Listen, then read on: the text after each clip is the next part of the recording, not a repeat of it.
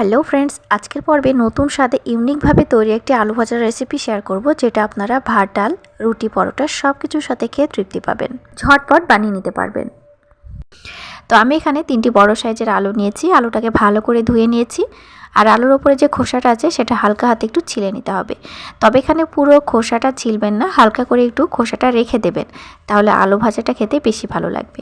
আর বাজারে যেহেতু এখন নতুন আলু পাওয়া যাচ্ছে, তো নতুন আলু দিয়ে এরকম আলু ভাজা একবার ট্রাই করে দেখুন।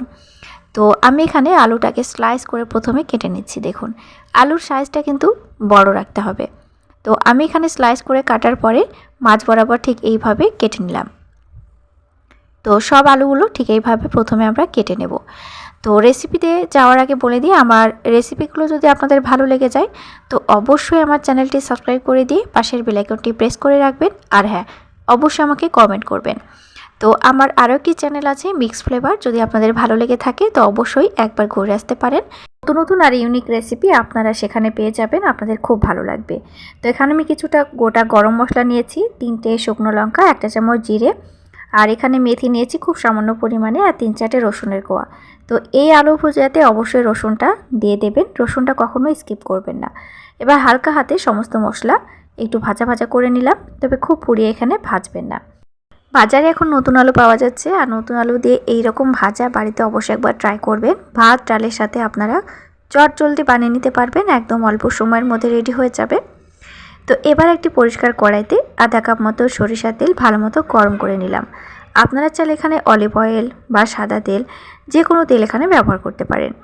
তো এবার এখানে কেটে রাখা আলু দিয়ে দিলাম। তবে বন্ধুরা, আলুর ভেতরে পানি থাকলে কিন্তু হবে না, আলুটা কাটার আগে ভালো করে আগে ধুয়ে নেবেন।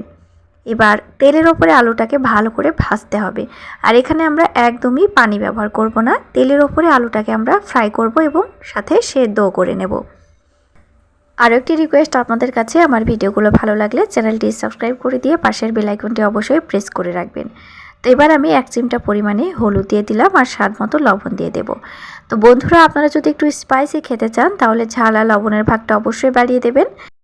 একটু ঝাল ঝাল হলে খেতে কিন্তু বেশি ভালো লাগে।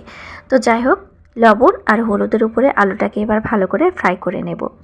তবে বন্ধুরা, ঢাকনা দিয়ে দিয়ে আলুটাকে ফ্রাই করে নিতে হবে, একদমই তলায় লাগবে না, ভেতর থেকে ওপর থেকে আলুটা খুব সুন্দরভাবে ফ্রাই হয়ে যাবে। তো এবার আমি আলুটাকে ঢাকনা দিয়ে 5 মিনিটের জন্য রেখে দিচ্ছি। দেখুন বন্ধুরা, আমাদের মশলা ফ্রাই হয়ে গেছে, আর এখানে ঠান্ডাও হয়ে গেছে। এবার যে কাঁচা রসুনগুলো ছিল সেগুলো এক সাইড করে আমি তুলে নিলাম। তারপরে এই যে ভাজা মশলাটা আছে সেটা হামানদিস্তায় দিয়ে ভালো করে কুটে নিতে হবে।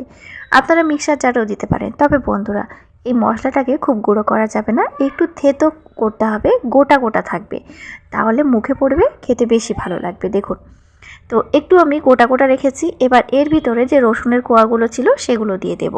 দেখুন, খুব সুন্দর করে গোটা গোটা করে ভেঙে নিয়েছি। এবার এই গোটা মশলাটা আলুর ভেতরে দিয়ে দেব।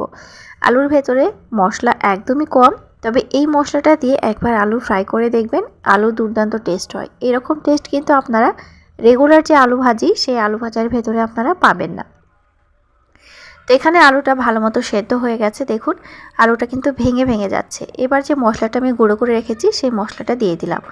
মশলাটা দেওয়ার পরে আরও 5 মিনিট ঢেকে ঢেকে আলুটাকে ফ্রাই করে নেব। তো আলুটা একদমই তেলের ওপরে ফ্রাই হবে, গ্যাসের আঁচটা একদম মাঝারি থেকে লো আঁচে রেখে আলুটাকে ফ্রাই করবেন। দেখুন, এবার কিন্তু আলুটার মধ্যে থেকে সুন্দর একটা স্মেল আসবে। তো আমাদের এখানে আলু ফ্রাইটা পুরো রেডি হয়ে গেছে। এবার এই ফ্রাইটাকে আমি ঠান্ডা করে উঠিয়ে নিচ্ছি। আপনারা এই আলু ভাজাটা ভাত ডালের সাথে একবার খাবেন, বা রুটির সাথেও খেয়ে দেখতে পারেন, দুর্দান্ত টেস্ট হবে খেতে। আজকের এই সিম্পল এবং সাদামাটা রান্নাটা আপনাদের কেমন লেগেছে অবশ্যই আমাকে কমেন্ট করে জানাবেন। ভালো লাগলে চ্যানেলটি সাবস্ক্রাইব করে দিয়ে ছোট্ট করে একটি লাইক করে দেবেন। তাহলে নতুন নতুন রেসিপি নিয়ে ফিরে আসছি নেক্সট এপিসোডে। আজকের মতো এই পর্যন্তই। Thank you.